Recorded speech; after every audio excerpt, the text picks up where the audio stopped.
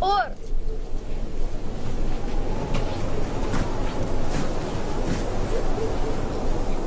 Wie viel Uhr ist hier wohl?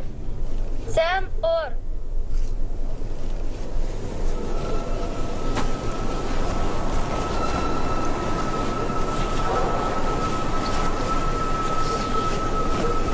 Wie viel Uhr ist hier wohl? Mýta.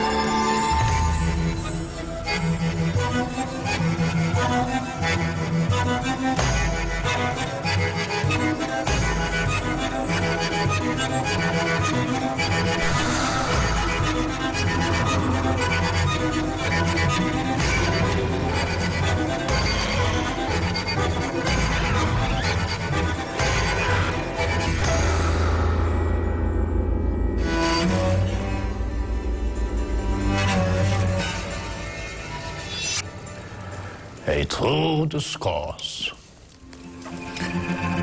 declaring the damnable life of an insatiable bloodsucker.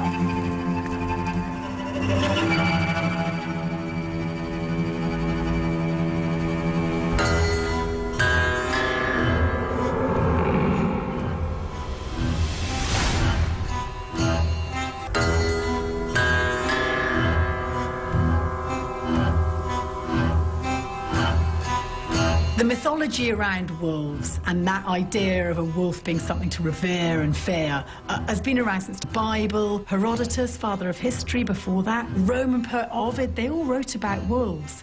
But actually it wasn't until this pamphlet emerged in the late 1500s that we have a blueprint for the werewolf story as we know it today. This vile wretch, having a tyrannous heart and a most cruel, bloody mind, requested that at his pleasure he might work his malice on men, women, and children in the town of Bedburg.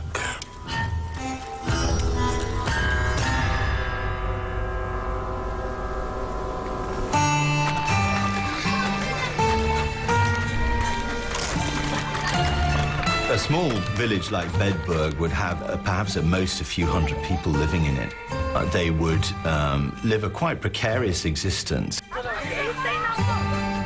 They would be living close to nature, close to the forest. Most people would basically scratch a living. They would be either cutting wood or they would be keeping sheep. They're very lawless places in the sense that there's no police force, there's no unitary state. There would be a very limited sense of peace and security in a place like Bedburg. A couple of hundred years ago, the Black Death had wiped out 1/3 of the population of Europe. With that depopulation, the woods came back, the ancient forests, they reforested large areas.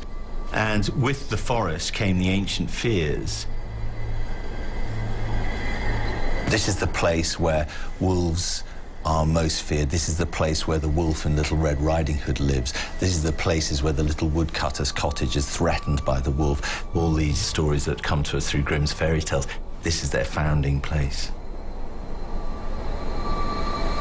1, 2, 3, 4, 5, 6, 7, 8,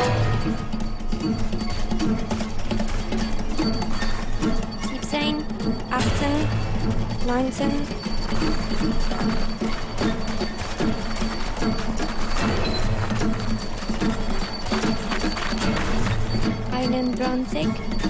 21, 22.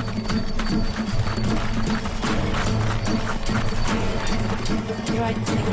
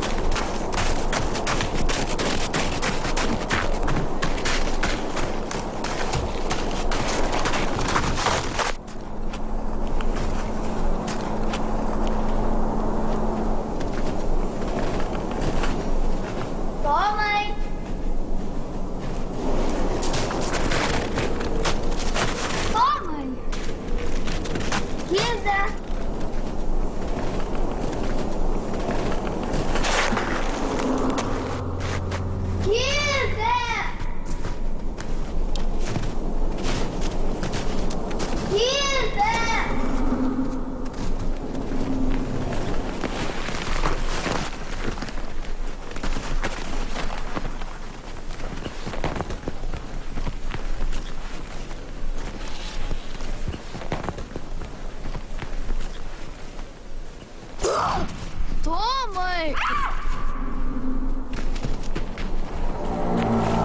Помой!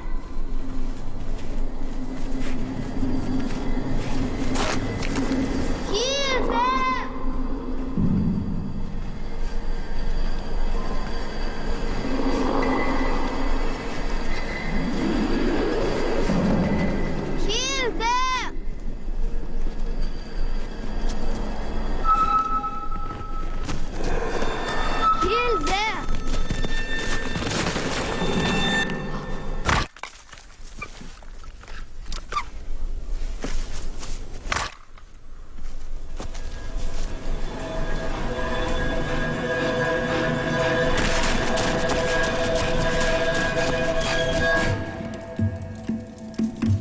Unexplained missing children were a strange thing. Children were dying all the time. The death rate of newborn children was more than 50% in some areas. So it was totally normal that children were dying, but not that they were going missing out of unexplained reasons. So when the stories of the missing children were spreading, that must have been very, very terrifying for the people, because it did not make sense. This actually fits in with a lot of pre-existing ideas of just plain ordinary wolf attacks. Bedburgs on the edges of civilization, it's on the edge of the forest. Naturally, the wolf would be their greatest enemy. The villagers sought to entrap him with great mastiffs and dogs of much strength to hunt and chase the beast. The inexplicable and the horrific was happening, so immediately the villagers started this hunt for a wolf or for some beast outside, when of course they'd have been much nearer the mark if they'd looked closer to home.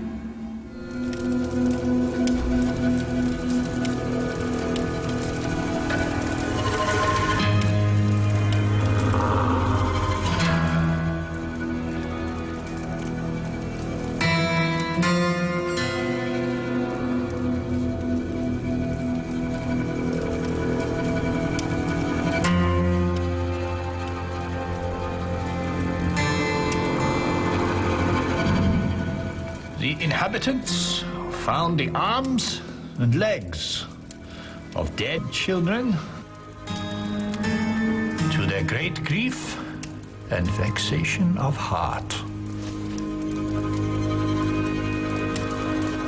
Now, children being killed and also then dismembered, that's too much. Because who would kill children? Because children are allegedly innocent. This was total riddle. And then always, people, if they don't understand something, they think they should understand everything, because every person thinks he's the smartest and the most intelligent and so on and so on. So like, okay, if I don't understand it, it must be supernatural. A most wicked sorcerer. Of all others who ever lived, none was comparable unto this hellhound, whose tyranny and cruelty did well declare he was of his father the devil. In nomine Patris et Filii et Spiritus Sancti. Amen. Pater noster. In the 16th century, you get a great wave of religious unrest. There was a great change in emphasis on ideas of the miraculous, of the unnatural. The idea that Satan might be able to break the laws of nature in order to punish man's sinfulness. Adveniat regnum tuum, fiat voluntas tua, sicut in cielo. 200 years before, it was thought heretical to believe in the possibility of sorcery and witchcraft. But now, the church had ramped up the pressure. They were burning witches. People were starting to look for more supernatural explanations. And in the absence of any rational explanation, people leap very readily to the irrational. Yea, it came to pass that if he chanced to spy a company of maidens playing together, In his wolfish shape, he would encounter them.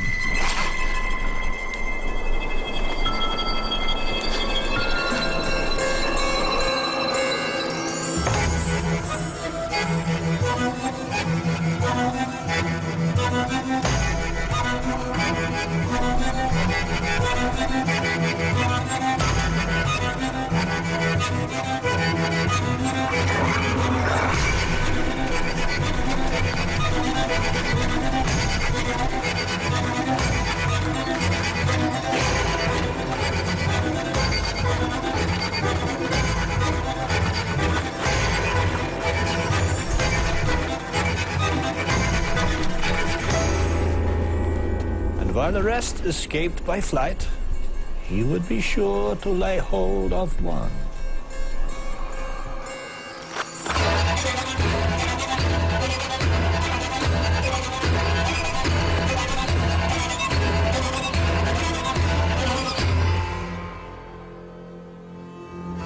And after his filthy lust fulfilled, he would murder her presently.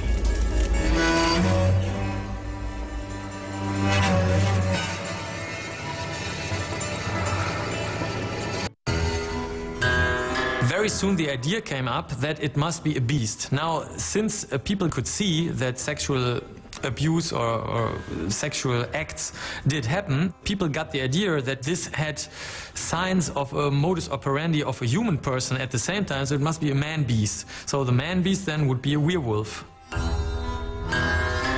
People don't believe in werewolves anymore, but at those times it made a lot of sense for them. He could very easily be half man, half beast. So it was not weirdo talk or anything at that point. It totally made sense. It was a reasonable explanation. Panem celestem accipiem et nomen Domini invocabo, Domini non sum dignus, ut intres sub. The idea that the killer would be among them, would be part of them, is so terrible that they can't accept it. Corpus Domini Jesu Christi custodiet animam meam in vitam aeternum. Amen. It undercuts their very notion of themselves as decent Christians living this rural life.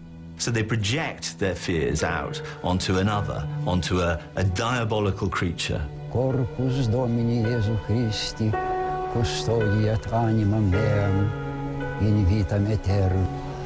People want to think a paedophile's a two-headed monster and that they're easily identifiable because they're not like us, you know, normal folk. You know, unfortunately, that's not the case. Some of them are very good-looking, very plausible, very charming. You know, they have a superficial charm about them as well. You know, they're very good at manipulating and lying and creating an exterior and taking people in.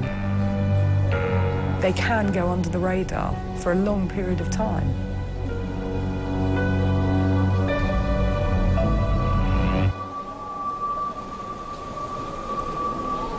Stube Peter.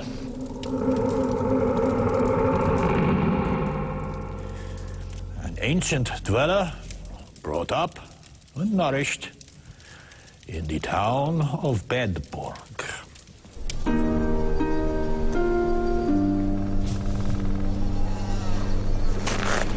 He had a fair young daughter who was called by the name of Stube Biel, whose beauty and good grace deserved commendations of all those that knew her. Biel!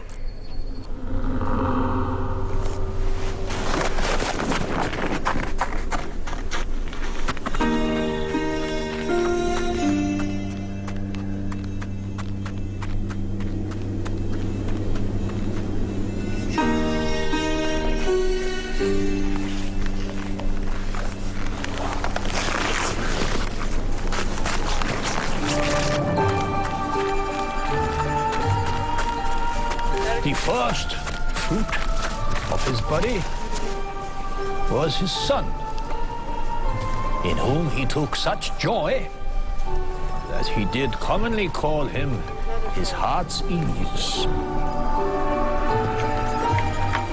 From what we understand, the public persona of Peter Stubbe was quite a respectable citizen. He would be known for generations. Presumably his parents and grandparents would have been known, so his place in society would be fairly fixed. He was, on the surface, just a regular sort of individual, regular villager, but actually he was someone and something very different.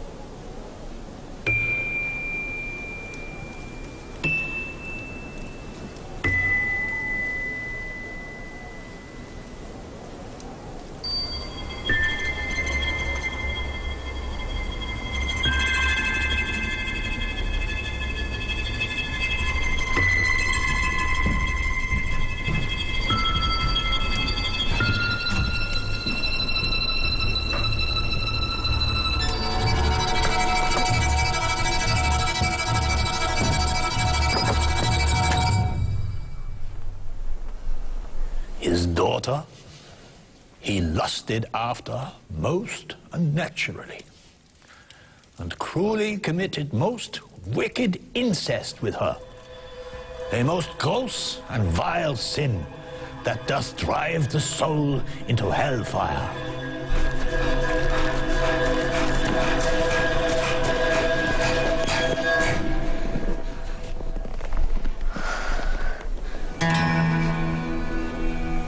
Even nowadays, we have a voracious appetite for hearing about the stranger in the bush with the balaclava who's going to come and kidnap our child. The majority of abuse, by a long way, takes place at the hands of those who we know. A classic modern example is Joseph Fritzl, the Austrian, you know, absolute aberration. I mean, inconceivable what he did, really. So inconceivable, nobody ever guessed. Within that small German village, likewise, they don't want to believe that something truly repugnant is happening within their own community or within the next-door neighbour's house. The inhabitants of Bedburg saw themselves so grievously endangered that few durst travel without good provision of defence, and all for fear of this fierce and devouring wolf.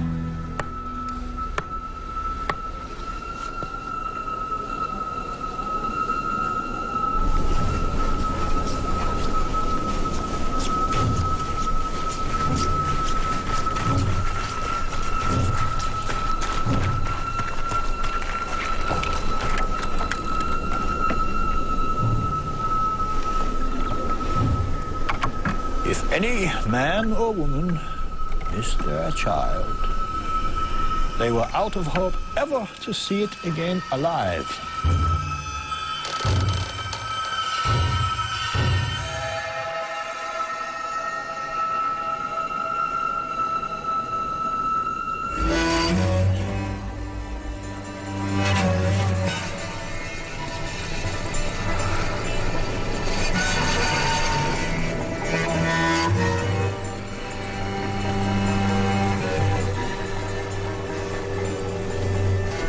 Oftentimes, he would go through the streets in his former shape, according to the proportion of a man, and very civilly he saluted those whose children he had butchered.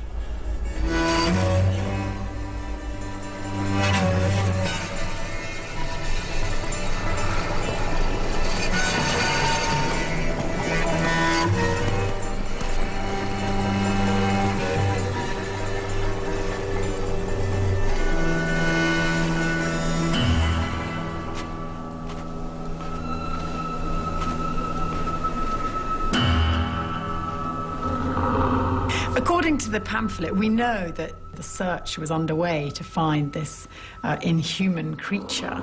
That's not to say that some within the community didn't have their suspicions about other individuals in the village. As a serial killer, you run often into troubles because somebody sees you at the wrong location, wrong time, something like that. And this threatens the serial killer a lot. It's a real problem. They have to solve the problem. And for them, since they are already very antisocial, totally antisocial actually, for example, in Stube's case, having sex inside of the family, having a dysfunctional family structure and so on, then a very logical step for them is to kill people who are standing in their way. For them, it is a necessary step. On a time, this cruel and greedy wolf met with 2 men and 1 woman, whom he greatly desired to murder.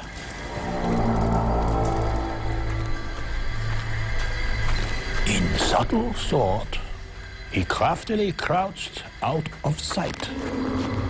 As soon as they approached, he called one of them by name.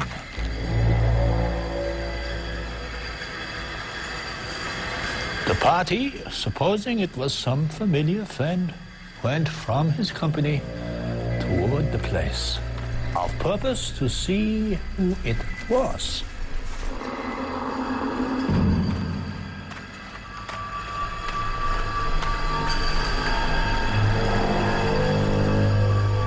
The rest of his company expected still his return.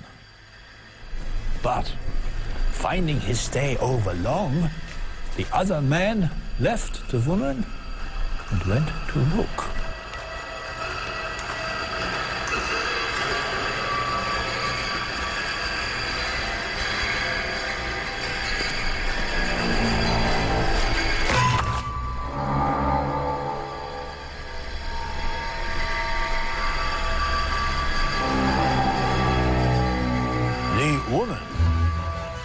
Then, seeing neither of both return again, in heart suspected that some evil had fallen upon them, and therefore, with all the power she had, sought to save herself by flight.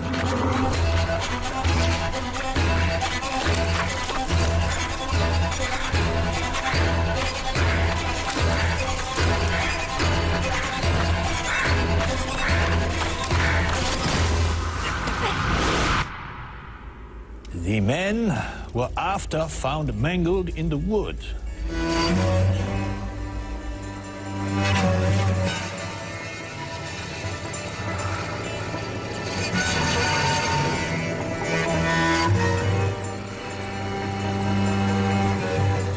But the woman's body was never after seen, for she,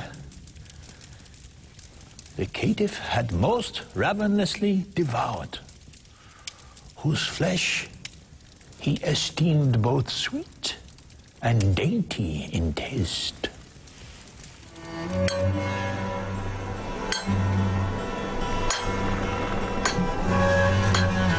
The villagers daily continued their purpose, and daily sought to entrap him.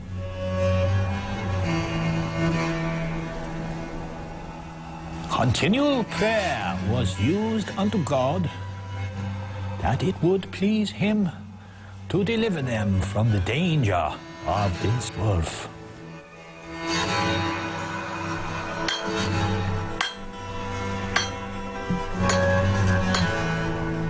And although they had practiced all the means that men could devise to take this ravenous beast, they could not in any wise prevail.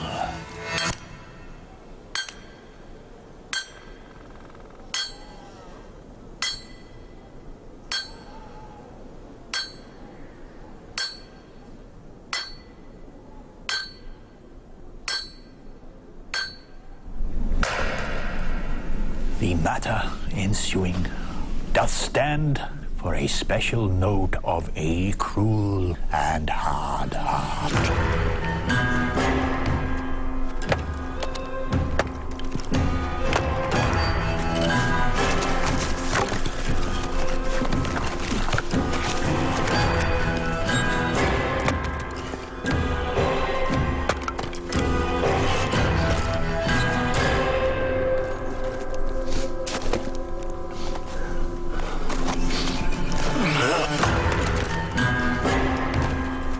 So great was the joy he took in malice, that he accounted no day spent in pleasure wherein he had not shed some blood, not respecting so much who he did murder. He enticed his beloved son into the fields, and from thence into a forest, where Stube Peter made excuse to stay about the necessaries of nature.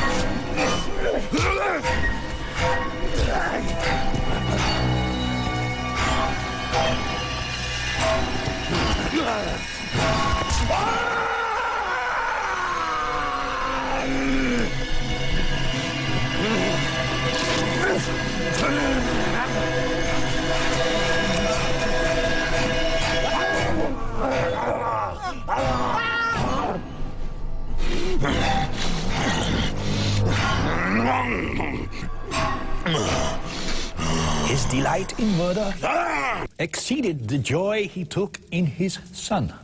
In the shape and likeness of a wolf, he most cruelly slew him. Which done, he presently ate the brains out of his head as a most savory and dainty, delicious mean to staunch his greedy appetite. The most monstrous act that ever man heard of. For never was known a wretch from nature so far degenerate.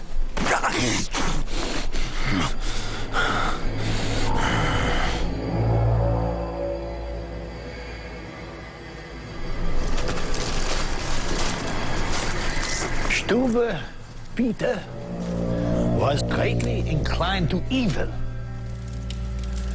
and the practicing of wicked arts. The devil, who has a ready ear to listen to the lewd motions of cursed men, promised to give him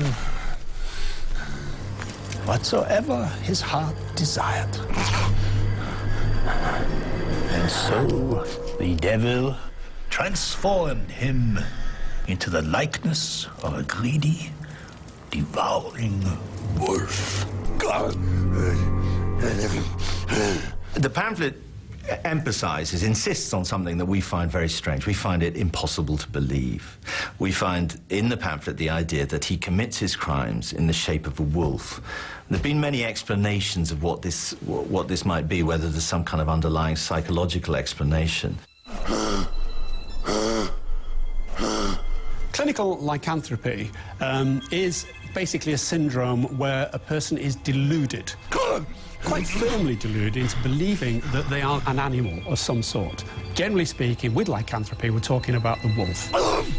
We're talking about someone who feels that they are actually wolverine and will go on all fours and will bark and grunt like an animal. Peter Stube certainly fitted the mold. He appeared to have a belief that he was a beast, that he was wolf-like in his activities. He would attack the weakest in the flock. He would eat his victims, which animals do and humans very rarely do. And he would actually suck the blood of them. And that is something which would align him with the animal, along with his callous way of killing them. I think that he must have had the belief that he himself was a werewolf.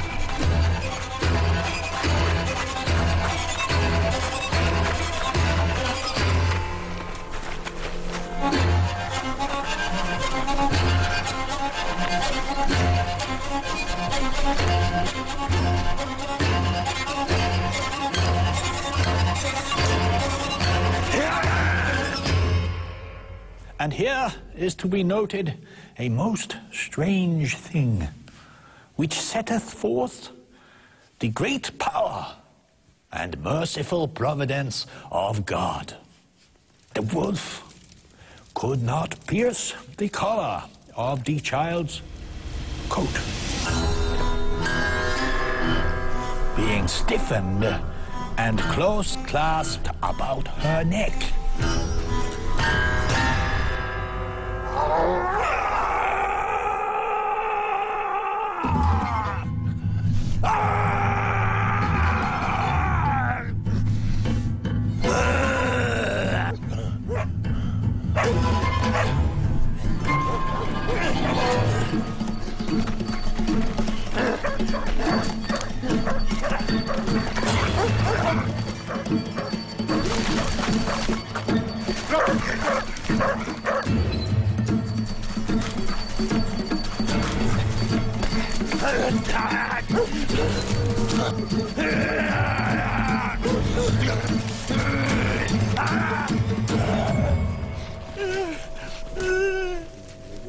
As the Lord delivered Goliath into the hands of David, so was this wolf brought in danger of these men. Thereby, the shape of a wolf clean avoided, he appeared presently in his true shape and likeness. And this is the key moment in it as a werewolf narrative, as a werewolf story, is this idea that those eyewitnesses saw that transformation. Without that, this is not a werewolf story. As to what really they saw in the darkness of the forest, perhaps they were chasing a real wolf and stumbled across Peter Stubbe, who knows? Who knows? But they saw what they believed was a wolf transformed into a man, and that brought together all the supernatural explanations, and all their fear coalesced into this single man that they caught, and Peter Stubbe was now their judicial victim. Thus, being apprehended, he was shortly after put to the rack in the town of Bedburg. But fearing the torture, he voluntarily confessed the villainies which he had committed.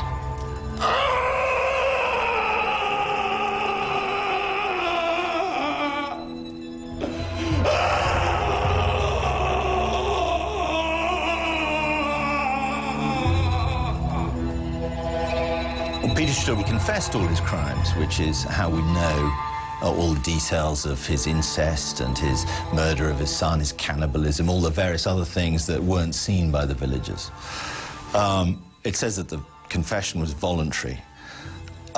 This is a little bit of a 16th century fiction. Basically, the preparation for interrogation was to be shown all the instruments of torture. The rack, of course, famously, which you would be stretched out on until all your limbs were dislocated.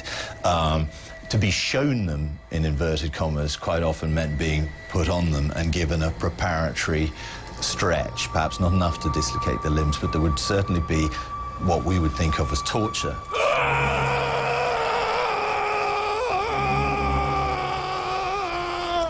Was he a wolf? Well, we know that he wasn't a wolf. But thinking that he is a wolf seemed to suit everybody.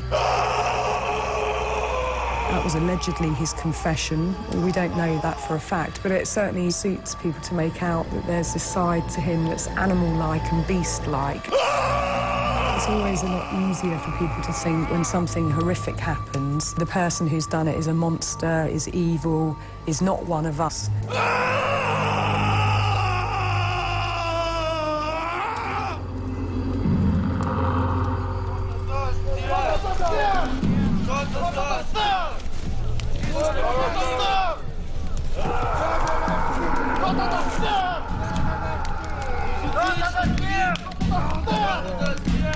Stubbe Peter was judged first to have his body laid on a wheel and with red-hot burning pincers to have the flesh pulled off from the bones.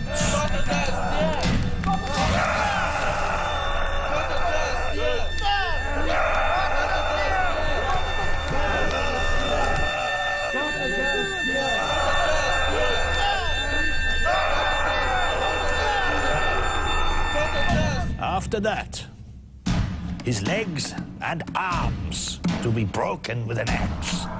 Then to have his head struck from his body. If he were a werewolf, they do not want him to come back and do the same. So you have to deal with them in a certain ritualistic way. So the breaking of the limbs and the decapitation had to be done so that he could not come back as the beast. The whole thing was truly horrendous. The way in which they killed him was almost as horrific as the crimes that he had committed. The villagers watching this thing, their own bloodlust, which is expressed in the story of the werewolf, is being slaked by this. They are getting their pound of flesh, quite literally, and in doing so, they're casting all their sins into him and cleansing themselves of it. It's the symbol that this terrible episode has passed and that the villagers no longer need fear this beast that had dwelt within them. Also, his daughter was judged to be burned quick to ashes the same time and day with the carcass of the aforesaid Stubbe Peter. The whole family is infested with this evil, and the whole family has to be extirpated by that society. They have to have no shred of that family left in their society. Any bloodline left within the community is going to bring back these terrible memories.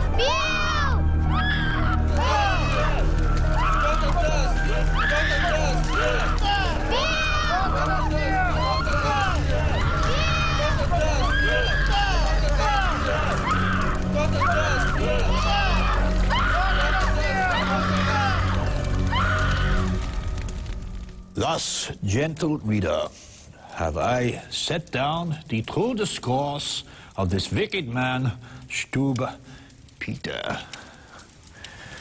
which I desire to be a warning to all sorcerers and witches who unlawfully follow their own devilish imagination to the utter ruin and destruction of their souls.